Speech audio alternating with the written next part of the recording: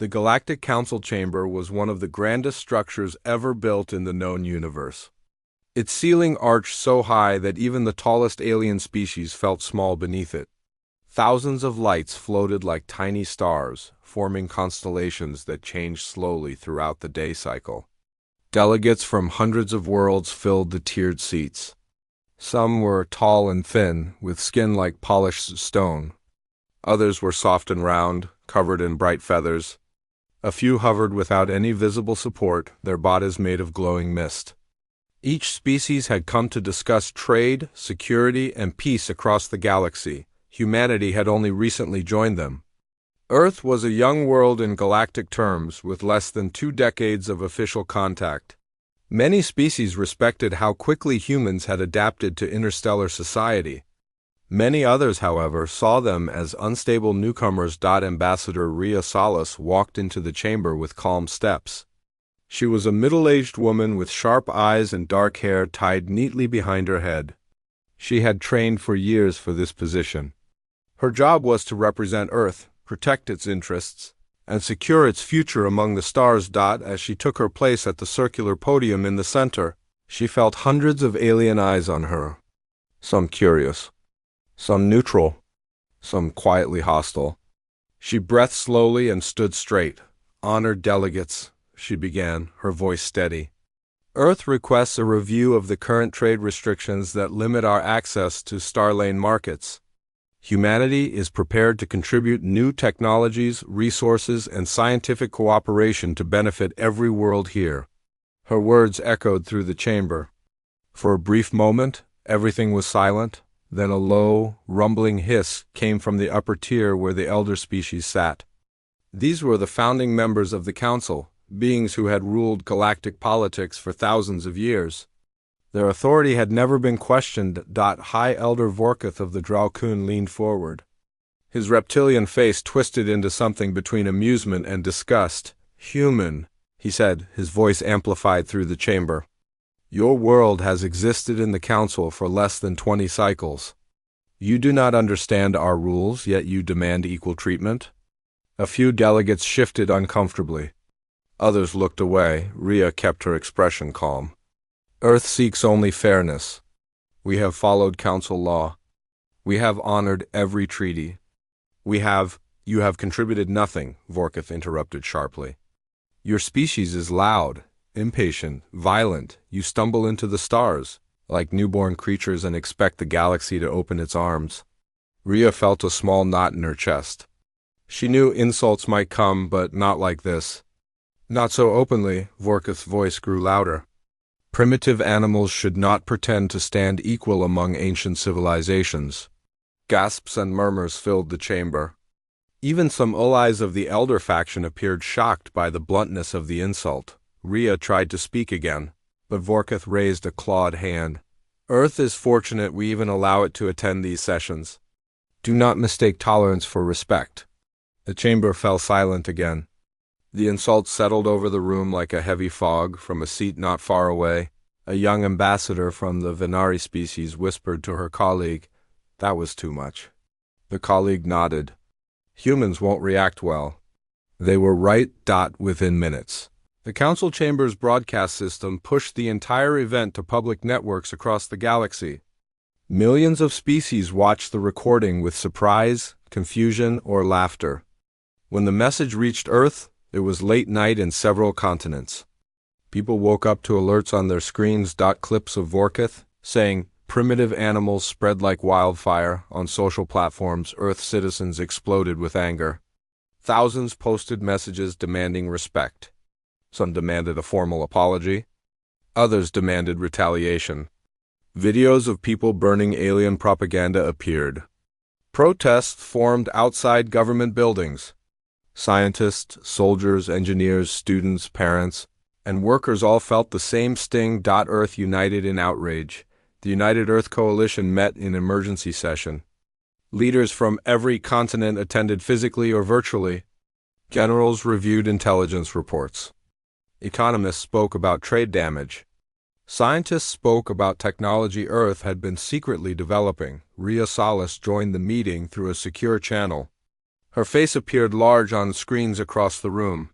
I remained calm, she reported. I did not escalate. But the insult was clear. The Elder faction sees humanity as beneath them.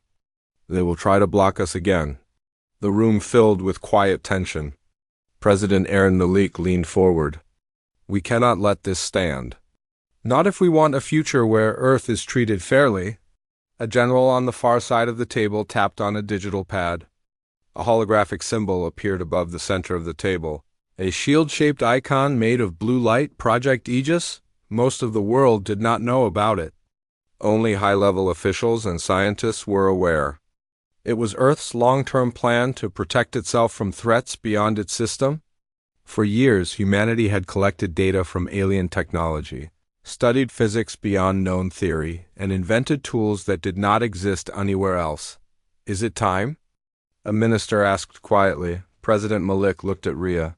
Do you believe diplomacy alone can repair this? Rhea hesitated. She thought of the council chamber. She thought of Vorkith's voice, the way he spoke as if humans were nothing. She thought of the silence that followed, the lack of defense from other species. No, she said softly. Not anymore? The president nodded. Then activate Phase 1. The room erupted in activity. Orders were sent to secret bases. Scientists confirmed readiness. Engineers checked systems that had never been tested publicly. Earth was preparing to show the galaxy what humanity could truly do. Rumors began almost immediately. Some said Earth had created weapons far beyond council limits. Others claimed humans had discovered new energy sources. A few whispered that Earth had built a ship capable of moving faster than any known vessel. Some species laughed at the rumors. Others grew nervous back in the Galactic Council chambers. Rhea remained silent as she listened to debates about Earth. Several ambassadors argued that Vorkith had gone too far. Others insisted that humans were dangerous and should be controlled. Vorkith himself showed no regret. Let them complain, he said to his fellow elders. Humans are emotional creatures. They will shout. They will protest. Then they will fall back into line. He had no idea how wrong he was. 2 days later, Earth completed preparations for Phase 1. The Use Valiant, the first Aegis-class starship, stood ready inside its hidden dock beneath the moon's surface. Its hull was sleek and dark, absorbing light rather than reflecting it. Along its spine were lines of glowing energy that pulsed like the heartbeat of a living creature.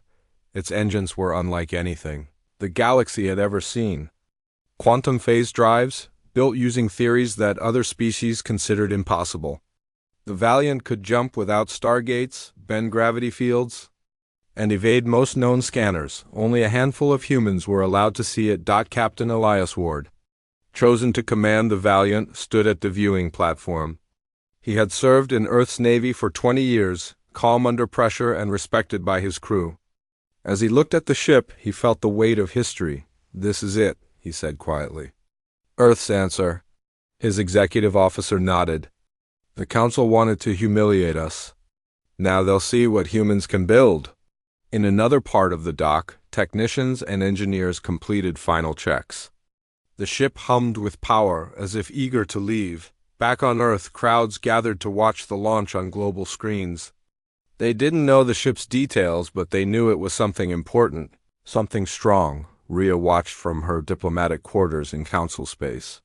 She felt the moment before it happened. The moment Earth changed its place in the galaxy, the Valiant lifted from its cradle. The engines lit up with bright blue light. The cameras shook from the force. Then the ship disappeared, not jumped, not sped away. It vanished, slipping through space in a way no other vessel ever had. Aliens across the galaxy watched the broadcast in shock. Some replayed it again and again, trying to understand. Many failed. Rhea closed her eyes. She allowed herself a small smile. Earth had answered, and the galaxy would never look at humanity the same way. Again. The news of the Valiant's launch spread across the galaxy faster than any ship could travel. Millions of screens replayed the moment the human starship vanished into thin space. Every species tried to explain it, but none could. Some scientists claimed it was a trick. Others insisted Earth had discovered something impossible. A few simply stared in silence, unsure what they had witnessed. On Earth, the United Coalition watched the reaction closely. The Valiant had not yet returned from its first mission, but its successful departure had already changed everything. Diplomats from neutral species contacted Earth for the first time, asking for clarifications. Some requested technology exchanges. Others asked for alliances. Earth had gone from being mocked to being feared and admired. Rhea Salas sat inside her private office on the human embassy ship near the council station. She reviewed dozens of messages from leaders across the galaxy. Her screen glowed with symbols from different languages. Some were friendly, some were curious. A few were thinly veiled threats. She leaned back in her chair and let out a deep breath. "This is only the beginning," she whispered to herself. Meanwhile, on the Valiant, Captain Elias Ward stood on the bridge as stars shifted around them. The ship's quantum phase engines hummed with a smooth, constant rhythm. No one had fully understood how stable they would be, but now the crew felt the strange comfort of their power. "Status of the phase jump?" Elias asked. His chief engineer, a young man named Leon Park, checked the readings. "The engine is stable. We moved 50 light-years in less than a minute." A silence passed through the bridge. Even though they had all trained for this, actually seeing the readings made it real. "That means," said the navigator quietly, "we just traveled farther, faster than any known ship in the galaxy." Elias nodded. "And that also means the Council knows we're not what they thought." The mission of the Valiant was simple: perform a long-range test, gather data, and return to Earth safely. But everyone knew the political meaning was much bigger. This test was humanity's declaration Earth was no longer a small world at the edge of space. It was a rising power. On the Council station, things were less calm. Elder Vorkith paced across the polished floor of the private Elder Chamber. His scaled feet clicked sharply with each step. His voice was tight with frustration. "Unacceptable," he growled. "No species should possess technology beyond the Council's supervision." Another elder, a tall creature with glowing eyes, responded softly, "They have developed it themselves. We cannot punish them for innovation." Vorkith turned on him sharply. "You forget what humans are. They are reckless, emotional, dangerous. If they continue to grow like this, no one will be safe." A third elder spoke, her voice smooth like flowing water. "Your insult caused this. You pushed them to reveal their strength." Vorkith let out a low hiss. "They needed to be reminded of their place. Instead, they have grown arrogant." He paused, then added, "We must act before they destabilize the balance of power." The other elders looked at each other. They knew Vorkith's anger was tangled with fear. Humanity's rise meant their ancient control might finally be challenged. Back on the Valiant, the ship approached a quiet region of space filled with drifting debris from ancient battles. Old satellites and broken weapons floated like ghosts. The crew scanned the area. "Looks like remains from a war," the navigator reported. Elias nodded. "Record everything. This data could help us understand the galaxy's past." The ship slowed as it moved through the field. A faint metallic object drifted near the front window. It was round, covered in faded symbols. "Can we retrieve it?" Elias asked. Leon nodded. "Yes, sir." A robotic arm extended from the ship and gently grabbed the object. Once inside, analysts scanned it. They discovered it was part of an old probe from a species that had vanished thousands of years ago. "Interesting," Lilian said quietly. "Their technology was advanced but not like ours." Elias looked at the data. "If a powerful species fell, it means we should stay careful. Strength does not make us invincible." The crew continued collecting information until the Valiant reached its farthest test point. The stars were different here, brighter, sharper, untouched by space traffic. Elias gave the order, "Prepare for return jump." Everyone strapped themselves in. The engines activated again. A flash of blue light filled the screens. Then once more the Valiant vanished. Near the Council station, Rhea stood in the large observation room. She watched ships from different worlds glide past. Some were elegant, shaped like flowing wings. Others were massive and metallic. A few were tiny, darting like insects. Her assistant entered the room. Ambassador, reports show many council members are angry about the Valiant. They say humanity violated the technology limits. Rhea sighed. Earth never signed any agreement limiting development. Those rules were made long before we joined. Yes, but they believe humanity is rising too fast. Rhea kept her eyes on the window. She knew what would happen next. The Council would try to stop Earth. They would pretend it was for safety, but it was truly about power. The elders feared losing control. They will attempt sanctions, she said. Maybe even force. Her assistant swallowed nervously. What will Earth do? Earth will not bend, Rhea replied. Not anymore. In the elder chamber, Vorkith called for an emergency meeting of council leaders. Dozens of ambassadors appeared through holograms. Vorkith began without hesitation. Humanity has crossed a dangerous line. Their starship is a threat to galactic stability. Some ambassadors murmured in agreement. Others looked doubtful. A representative from the Venari spoke up. Humans have the right to develop their technology. You insulted them publicly. What did you expect? Vorkith glared. They were meant to learn humility, not grow stronger. Another ambassador added, Your actions pushed Earth into a defensive stance. They now see us as hostile. Vorkith slammed his clawed hand on the table. The sound echoed sharply. We must act, sanctions, restrictions, inspections, anything necessary. The debate stretched for hours. In the end, the Elder faction managed to gather enough support. A vote passed. The Council officially demanded that Earth allow inspections of its technology and halt all future Aegis-class development. But at that same moment, a bright flash appeared outside the station. The Valiant returned. The sleek black ship appeared smoothly, without sound, as if it simply stepped into existence. Delegates rushed to the windows. Some gasped. Others stepped back. An ambassador whispered, It came back too fast. No ship can do that. But the Valiant could. On the bridge, Elias checked the readings. We are stable. Prepare to transmit data to Earth. The crew cheered quietly. They had completed the first mission in human history that placed them ahead of the galaxy. Rhea received the report seconds later. A soft smile formed on her lips. The galaxy is watching. She whispered. Back in the council chamber, Vorkith stared at the Valiant through the window. His eyes narrowed. Humans seek to challenge us, he murmured. Then they shall face the consequences. But what he did not understand was simple. Humanity was no longer afraid. The Valiant's return signaled the start of something far greater than anyone could predict. Earth had stepped into the center of galactic politics, and every species felt the shift. All across the galaxy, the questions spread like wildfire. What will humanity do next? The Valiant's return sent a shockwave through the Galactic Council. Delegates whispered in hallways, ambassadors held quiet meetings in their private rooms, and intelligence officers rushed to update their reports. Every species wanted to know how humanity had achieved something so extraordinary. No one had answers. They only had fear, curiosity, and suspicion. Rhea Salas stood at the center of the council chamber as dozens of eyes fixed on her. She could feel the tension in the air. It wrapped around the room like an invisible force. Her calm expression remained steady even as the whispers grew louder.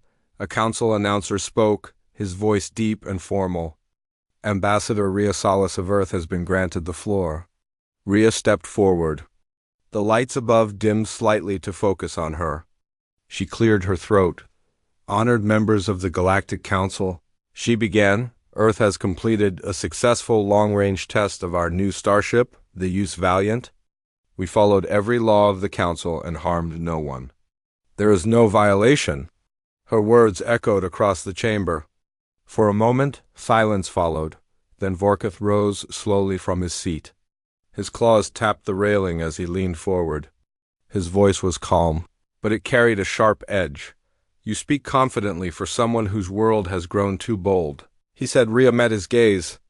Earth has only sought fairness and respect. Nothing more. Vorkith's eyes narrowed. Your ship represents a threat. Technology of that level must be inspected. It is the Council's right. Rhea kept her posture straight. Earth did not agree to give up its inventions.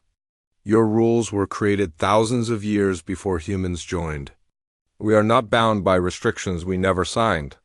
A wave of murmurs spread across the chamber. Many ambassadors looked surprised. Others looked impressed.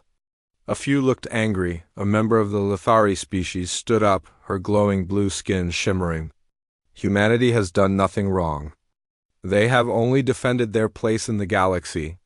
Another delegate from the Venari added, "It was the Elder faction that insulted them first." We all saw it. Vorkith turned sharply toward them. Humans must be controlled before they destabilize everything. Rhea spoke again. Earth will not allow inspections of the Valiant or any part of Project Aegis. Our technology is ours to protect.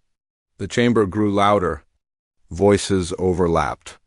Some shouted for fairness, some demanded restrictions, and some simply watched the growing conflict with worried eyes. After several minutes, the council leader struck the center gong to restore order. The leader, an aged being with crystal-like skin, spoke in a slow, steady tone.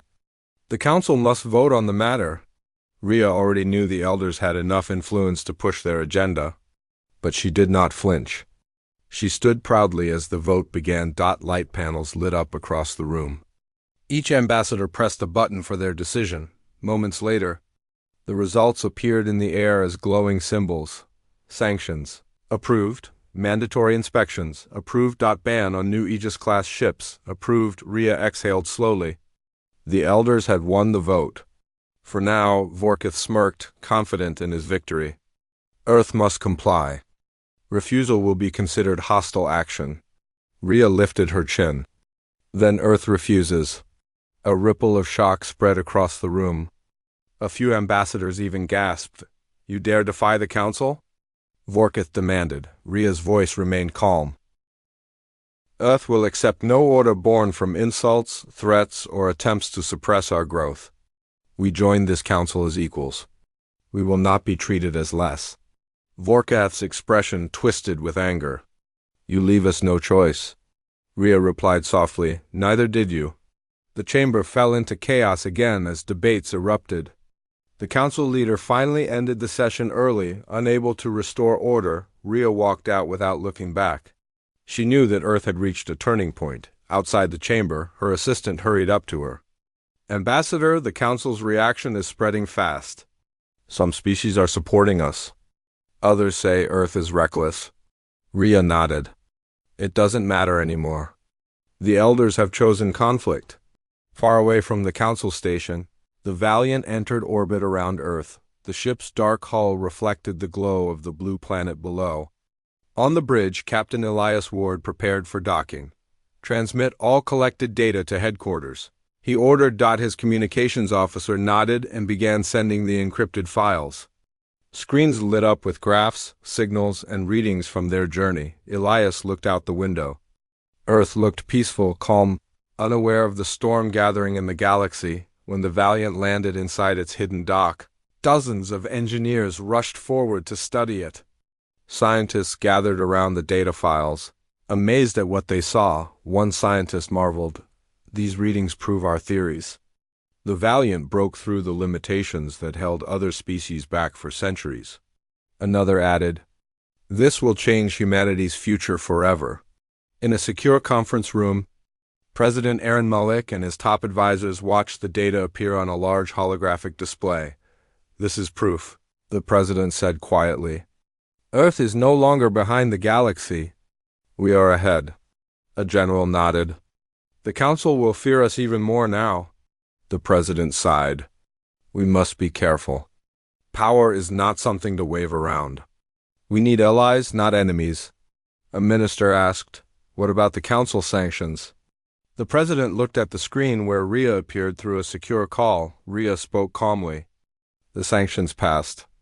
They demand inspections and want to stop Project Aegis. The room TENSED. The president's voice hardened. Earth will not stop Aegis. Continue all operations. Prepare defensive measures. A general turned to him. Should we alert the fleet? Yes, the president replied. And prepare diplomatic messages for a friendly species. We will need them. While Earth prepared, the Elder faction was already in motion. In a hidden command room deep inside Council territory, Vorkith met with several military leaders from aligned species. Our patience is gone, Vorkith said. We cannot allow the humans to grow stronger. A commander asked, What do you suggest? Vorkith pointed to a hologram of the Valiant. A show of force. A fleet positioned near Earth. We will intimidate them. They will either obey or break. Another commander hesitated. If humans have more ships like that, we may provoke a war. Vorkith's voice became cold. Then we will crush them before they can build more. Orders were sent. Ships began moving. Back at the council station, several younger species gathered in small, private rooms. They spoke in whispers. We cannot let the elders push humans into a conflict, one said. The humans have been fair. They only ask for respect, another added. A third nodded. Maybe we should contact Earth, offer support. Slowly, alliances began to form behind the scenes. Rhea spent hours answering messages. Some were angry. Some were curious. Some were supportive. But one stood out. A message from the Venari ambassador appeared. We believe Earth has been treated unfairly. We are prepared to stand with you. Rhea read it twice. A quiet feeling of hope grew in her chest. Meanwhile, far from the council's eyes, the first Elder faction fleet assembled. Dozens of large warships aligned in formation. Their engines glowed like burning stars. A commander transmitted a message to Vorkith. Fleet is ready? Awaiting your order. Vorkith's lips curled into a cruel smile. Move to the edge of human territory. Let them feel our presence. The fleet began its journey, back on Earth. Alarms sounded in military command centers. A technician shouted, Multiple ships detected. They're heading toward our border. The general in charge stood up. Which species? The technician swallowed hard. The Elder faction. The general turned to his officers. Alert the president. Prepare defensive fleets. Activate Aegis protocols. Lights turned red. Screens flashed. Earth's forces mobilized. In her embassy quarters, Rhea felt the vibration of incoming alerts. She opened one, and her heart tightened. The elders had made their move, but what they did not understand was that Earth was ready, humanity had been pushed, insulted, threatened, and underestimated. Now the galaxy would see how humans responded when cornered, and nothing would ever be the same again. The night sky over Earth was calm, but inside every command center, every bunker and every orbital base, there was only tension. Humans on the surface and in space stations all felt the same fear and excitement growing inside them. They knew the next hours would change everything. They would decide if humanity would survive or be erased by the Galactic Council's punishment fleet, General Marcus. Hale stood in the main command room of Earth Defense Headquarters. Screens showed star maps, ship movements, energy readings, and transmissions from human fleets across the system. The room was filled with officers working fast, talking in short, sharp voices. Everyone could feel the pressure. Even with all this chaos, Marcus stood still. His calm presence was enough to remind others they must not lose focus. Status report, he said. Commander Riva turned from her console. The enemy fleet has reached the edge of the Kepler line. They are spreading into 4 attack formations. Total count is rising. At least 900 confirmed warships now. The number made several younger officers swallow nervously. Riva continued. Our fleets at Neptune and Uranus keep moving forward. They are on schedule. Luna Defense Grid is fully operational. Earthshield Array charging to 90%. Marcus nodded. Good. Maintain silence for all forward fleets. They strike only when the signal is given. He walked to the large screen showing a rotating image of the enemy command ship. Its dark metal hull looked like a floating mountain. The Galactic Council had ruled countless worlds for thousands of years. They thought humanity was still weak and simple. They thought Earth would submit, but not today. Marcus knew the Council expected Earth to beg. Instead, humanity was ready to fight harder than any species they had ever ruled. on the edge of the solar system. Admiral Sarah Cade watched the stars stretch around her as her flagship moved toward Neptune. Her fleet was the first wave designed to distract and break the Council's left flank. Her ship, the Horizon Spear, was massive, its hull built from human tech mixed with captured alien materials. The bridge was quiet but full of determination. "Admiral, formation is steady," her officer reported. "No detection yet." Sarah nodded. "Good, hold this course. Once we reach the activation point, we strike fast. We don't want them to regroup." She stared at the hologram in front of her showing the Council fleet. Their ships moved like a swarm of metal beasts, full of confidence. They did not fear humans.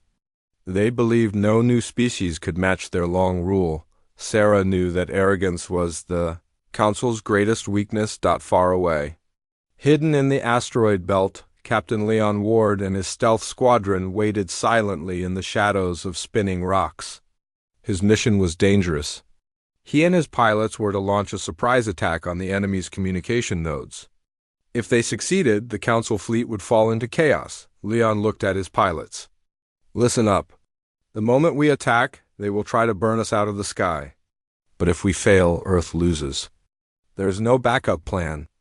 We must break their communication web. Any hesitation and we are dead." The pilots nodded.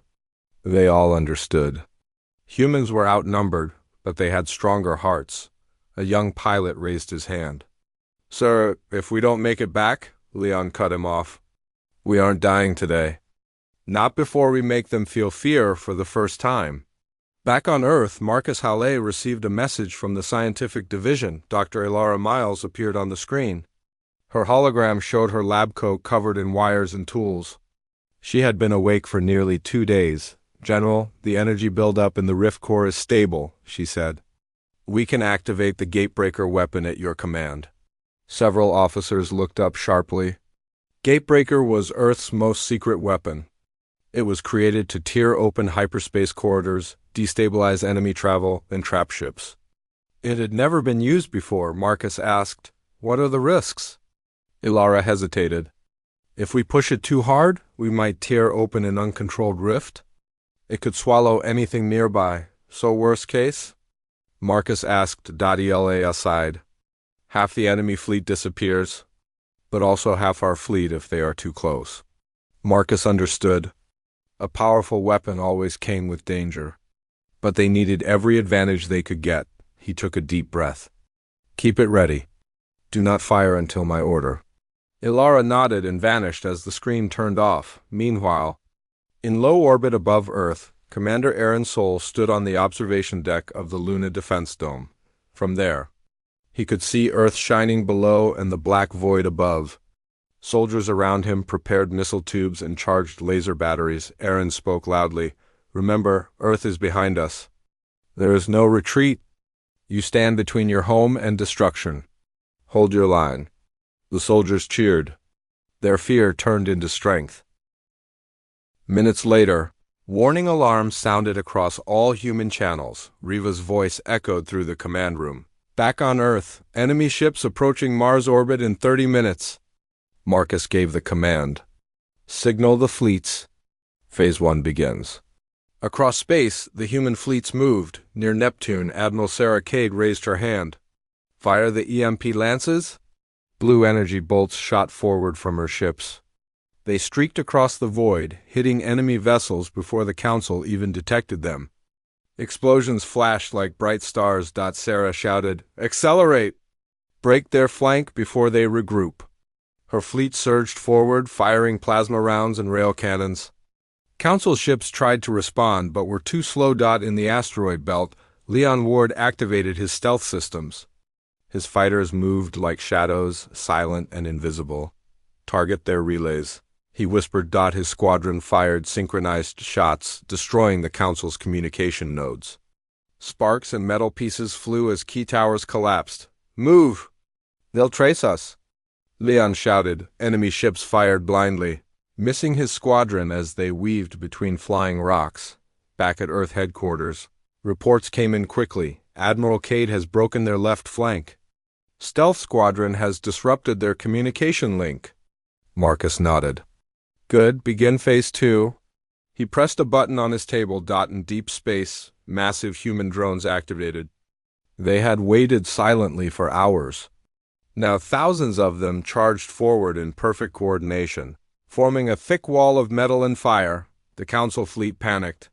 They did not expect humans to have so many war machines. Riva read the new data. General, the enemy is slowing down. Their formations are falling apart. Marcus responded, prepare the gatebreaker. At Rift Core Lab, Ilara Miles and her team moved fast. The machine began to glow with white light. Energy built up. The floor shook. Screens flickered. Core at 80%.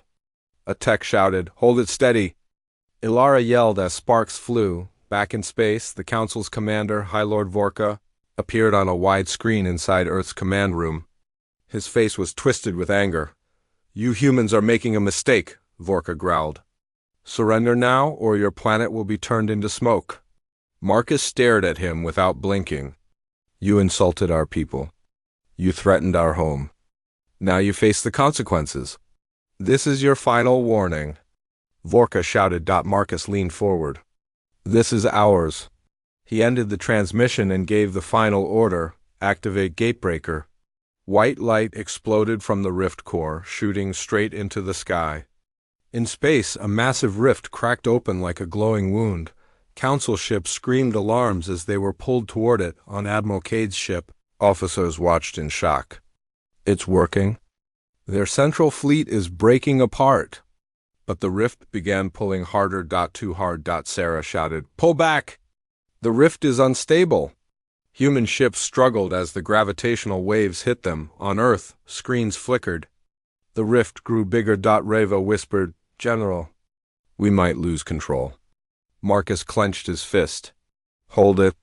Just a little longer. Enemy ships were being swallowed. But so were drones. And one wrong move could destroy Earth's fleets. Everything was on the edge, and the rift kept growing. Glowing brighter, louder, more violent. The battle for humanity's future had reached its most dangerous moment. And no one knew if they would survive the next few minutes. The rift in space grew like a roaring storm, swallowing light and pulling ships toward its glowing center. Human fleets and Council fleets both struggled against the violent waves. Every second felt like the universe was shaking apart. Inside Earth Defense Headquarters, everyone watched the screens with wide eyes. No one spoke. No one even breathed. General Marcus Halle stood like a stone, his jaw tight. He had expected danger, but not this level of chaos. The gatebreaker weapon was powerful, too powerful. If they failed to control it, everything could be lost. Commander Riva shouted over the noise of alarms. Energy levels rising beyond limits. The rift is expanding faster than predicted. Marcus replied, stabilize it. If we shut it down now, we lose our only chance to stop the Council. Riva nodded, even though fear flickered in her eyes. Her hands moved quickly over her console. Panels flashed red. Screens buzzed with warnings. Meanwhile, in the Rift Core Lab, Dr. Ilara Miles worked with her team to keep the machine from exploding. Sparks sprayed across the room as giant coils glowed dangerously bright. Ilara! Core temperature rising. One of the engineers shouted. She gritted her teeth. Increase coolant flow? If the core melts, we lose everything. Her voice was firm, but her heart pounded. They were seconds away from disaster. Far out in space, Admiral Sarah Cade's flagship struggled to pull away from the gravitational waves. The metal hull groaned. Officers clung to their stations as the ship shook. Admiral, the rift is pulling our right wing. Sarah barked. Boost engines. Use emergency thrusters. Do not let the ship drift closer. Her voice carried a calm power that reassured the crew. She had always led with strength. Today, the galaxy would see how strong humanity truly was. In the asteroid belt, Captain Leon Ward's stealth squadron flew through violent gravitational turbulence. The rocks around them spun like deadly blades. A pilot shouted, Sir, the field is collapsing! We need to retreat. Leon shook his head. Not yet. The Council's backup relays are still active. If they reconnect, our attack fails? Hold formation. His pilots followed him without question. They trusted him with their lives. Leon accelerated his fighter, weaving between collapsing asteroids. He fired at a glowing relay node, destroying it with a bright explosion. "Relay down!" he shouted. "We take out one more and they will be blind." On the Council command ship, High Lord Vorka watched the chaos with growing panic. He had underestimated humanity. He had thought Earth was weak, emotional, and unprepared, but now thousands of his ships were being dragged toward the rift. His own vessel was under violent strain. "Stabilize our engines." Vorka roared, his officers shook with fear. The Council had conquered hundreds of species. They had never faced defeat, one officer stammered, "My lord. Humans have activated some kind of hyperspace disruption weapon. We cannot escape." Vorka slammed his fist against the arm of his throne. "Impossible. They are a young species.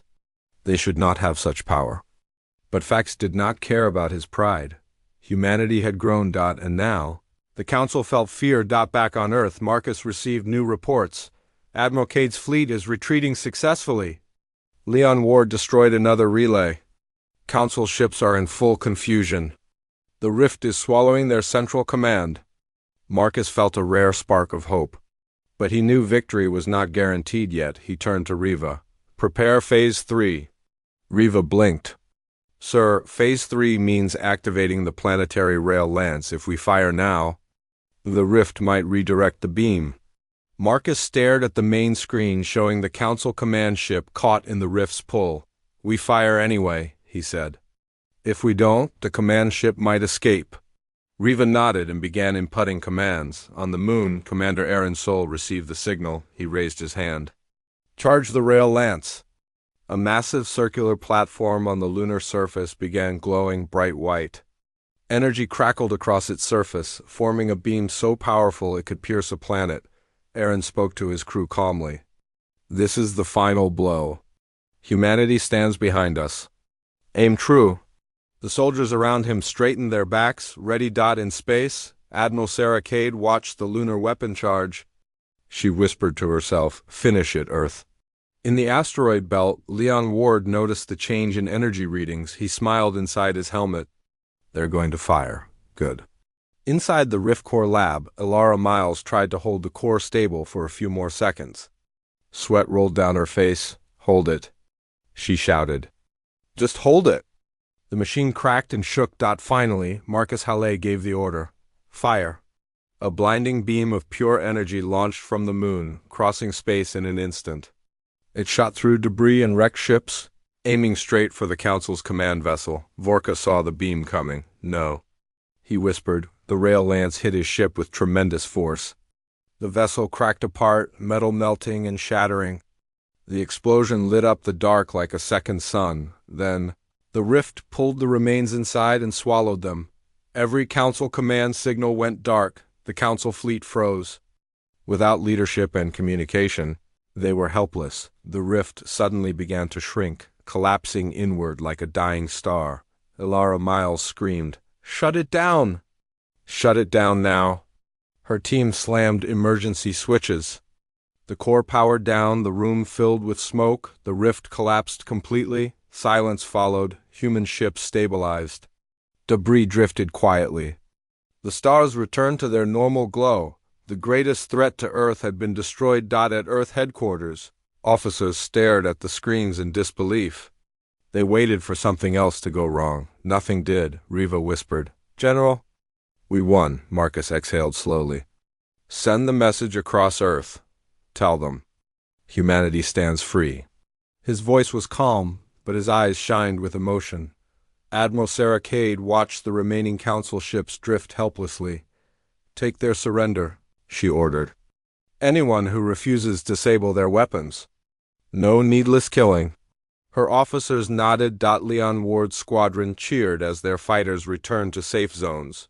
Aaron Sol looked at Earth with pride. Elara Miles collapsed into a chair, exhausted but smiling. Across Earth, people celebrated. Cities lit up with fireworks. Families hugged. Soldiers cried with relief. A world that had been insulted, threatened, and judged by the Galactic Council had stood up. And it had 1 days later, the surviving council ambassadors were brought to Earth under heavy escort. They expected anger. They expected revenge. Instead, Marcus Halley stood before them. "You came to judge humanity," he said. "Now you will tell the galaxy what you saw." The ambassadors looked at him nervously. Marcus continued, "Tell them humans do not kneel. Tell them humans protect their own. Tell them Earth is no longer alone."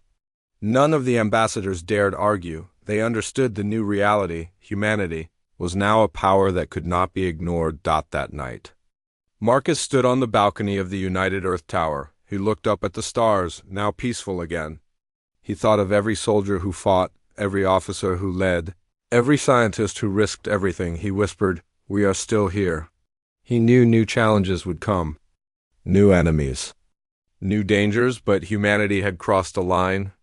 They had shown the galaxy that they were strong, united, and unbreakable. The Galactic Council had insulted Earth. Earth had struck back, and the galaxy would never forget it.